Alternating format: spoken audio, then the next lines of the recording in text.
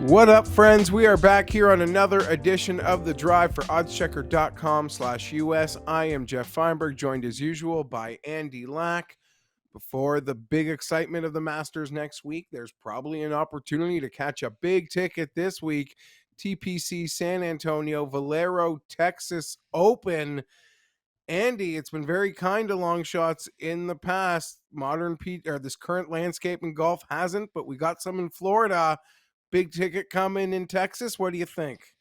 Yeah, I hope so. I mean, I love this event. The vibes are strong for me. I hit JJ Spawn last year at 230 to 1, still the biggest gambling win of my life. So there's something about this tournament that brings out a little bit of magic. We have had triple digit winners in 7 of the last 10 years. And of course, the main thing to talk about here is the scheduling spot, right? This is obviously the week before the Masters, and 8 of the last 10 winners that have won the Valero have not been in the Masters field. So there's kind of this added wrinkle here of players that have a little bit of extra motivation versus the players that are closer to the top of the odds board that have already qualified for the Masters and might be using this event more so for a tune-up. So for me, I find myself personally attracted to some of the longer names on the board, which I'm sure we will get into. But I think what it really comes down to is there's motivation factors, and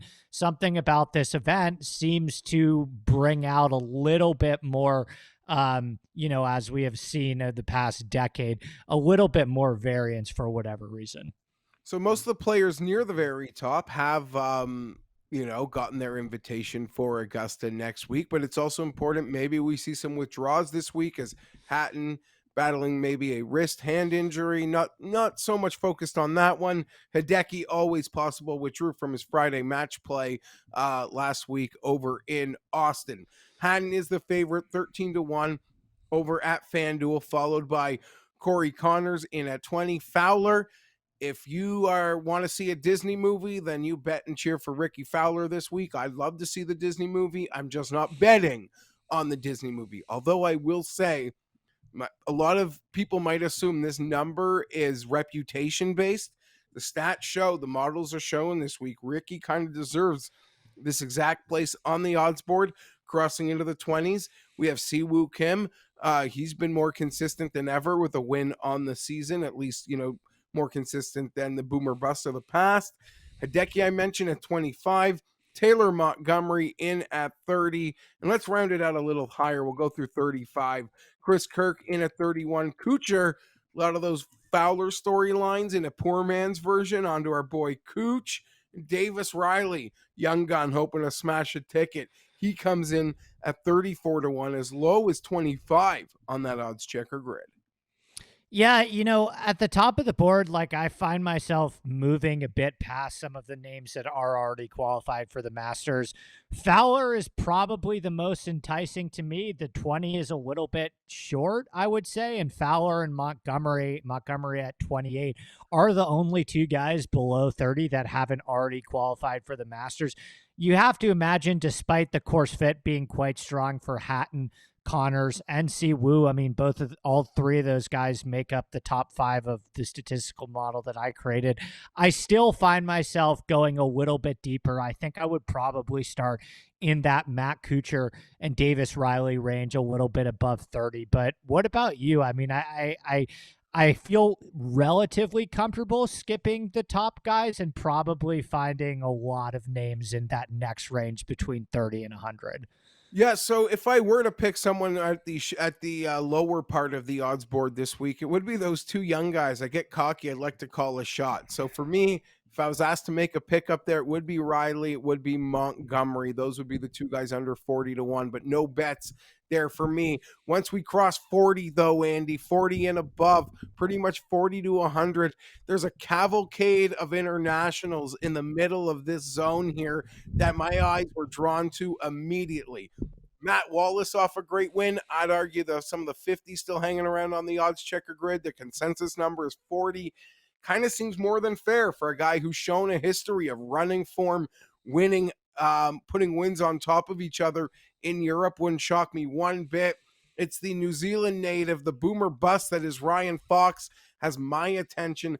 coming in 45, caught a 50 this morning, but the 40-45s I think are totally fair. In the game of outright betting, it's like you're just hoping to catch that ceiling, that flurry, that birdie party that Fox can come up with. And hey, if he misses the cut or plays poorly, just goes into the pile, right? Of the other guys, I guess, who are on the card this week. When Cam Davis isn't ill, he seems to play pretty well. That's another guy I could be looking at. I'm a sucker for Dietrich. He'll contend. Will he win? Unlikely. The youngster, Nicolai Hojgaard, off the second at the Corrales. His tee to green is outstanding. He's played here before. That's a guy with my attention, and I can't end this without a Canadian and Nick Taylor at 66-1, who's really raised his game a level. And I'll even Aaron Rye, Davis Thompson. These are the guys. These are the guys I'm swimming around. Okay. Yeah. That's who I'm me betting too. on this week. Like 3, 4, 5 of those guys will be on my betting card. I got to just make those decisions now, find reasons not to bet some of them. Yeah, me as well. And you hit on like the two big names for me that I was looking at, which is Fox and Taylor. The 50 on Fox I find quite appealing. And then Nick Taylor as well has just been playing some great golf. I mean, he was so close at an elevated event at the Waste Management Phoenix Open, which I actually think has a lot of similarities to this course, in my opinion, between TPC Scottsdale and TPC San Antonio. Both are courses where the emphasis is on keeping the ball in play off the tee. You want to stay out of those rocky areas, whether it be Phoenix and the cacti. Here you've got trees and rocks and a little bit of forest, and we all never forget Kevin Na making 16 on this hole. So the main thing I'm looking for is I want guys that have the ability to keep the ball in play off the tee and are great mid to short iron players. A lot of those par fives aren't reachable, and two, you're going to have your wedges firing. Nick Taylor is one of those guys, one of the stronger wedge players in the field. So yeah, for me, it's probably Taylor. It's probably a little bit of Fox. I was looking a bit at Andrew Putnam as well, but those would be the names for me in this middle range. What about some bombs before we wrap up, Geoff? Yeah, and here's the problem, Andy. It can't be ignored. Historically, we're betting into the Valero dead range, right? Like I'm upset. Yeah. Like I've mentioned, I am into this internationals filling the middle of this area of the board here and will likely make up most of my betting card.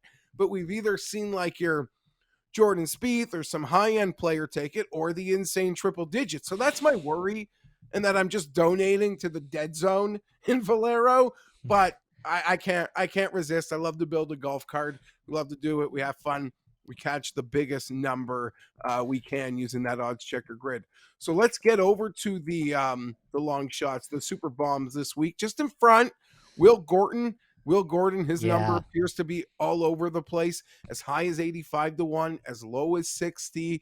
I could make a strong case for him, but as we hit the hundreds, the other Korean Kim, SH Kim, really well-rounded game, 100-1 on that grid, could be worth a look. Garrick Higo, strangely enough, it's the putter that's abandoned Higo, normally very strong. If that comes in, watch out. He's 100-1, but as low as 80 as we find that biggest number on the grid. Eric Von Rooyen, 150-1 over at Bet Phillip Rivers. This is a guy that was 35 last week at the Corrales. This is a stronger field, but Rickie Fowler doesn't make it 4 times stronger. So that's just like, as a week-to-week golf bettor, that popped out at me. Like, that's way too big of a week-to-week jump, despite the wildness that is Eric Von Rooyen. I've been there too many times. And the ever-popular Andy Ashke Batcha at the resort course, Valero, it can get windy, but this guy can put up the birdies in numbers here. He'll be incredibly popular. If he wins, there'll be a lot of golf Twitter with some extra ducats for the Masters. Yeah, I mean, there are names here, Geoff. I have already placed wagers on Robbie Shelton at 100-1, on Joseph Bramlett at 140-1. You mentioned EVR, him, David Lingmerth, Eric Cole, Nate Lashley, all guys between 100 and 150 that I'm looking at very closely.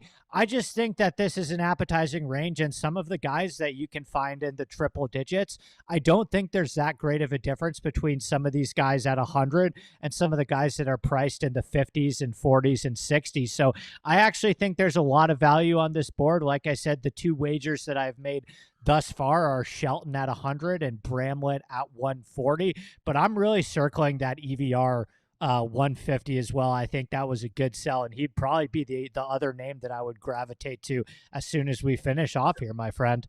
And I like just why we use the grid. He's 150 over at Bet Rivers, but as low as 90 at other spots. If you're going to throw that bomb, you're going to hit it a golf outright. May as well get the most back for it. So, you'll still have some money back in your pocket when we, inevitably run through the Masters next week, Andy, which is exciting because me and you are going to give an early look, which will be out later in the week. And keep an eye with the Masters right around the corner. Odds Checker is going to be running a contest with some amazing prizes. It'll be free to enter and will be entirely matchup based. Make sure you're following Odds Checker US on Instagram, Twitter, TikTok, wherever, to make sure you get in on the action when it launches leading up to the Masters. So it'll be a fun Masters pool brought to you by Odds Checker US with tons of great prizes, free to enter. Can't wait for all of that.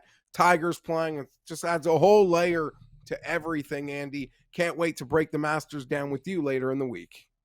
Should be a blast, my friend. This is my favorite time of year when it comes to golf betting and golf viewing. So we got a great couple weeks and months ahead of us, my friend.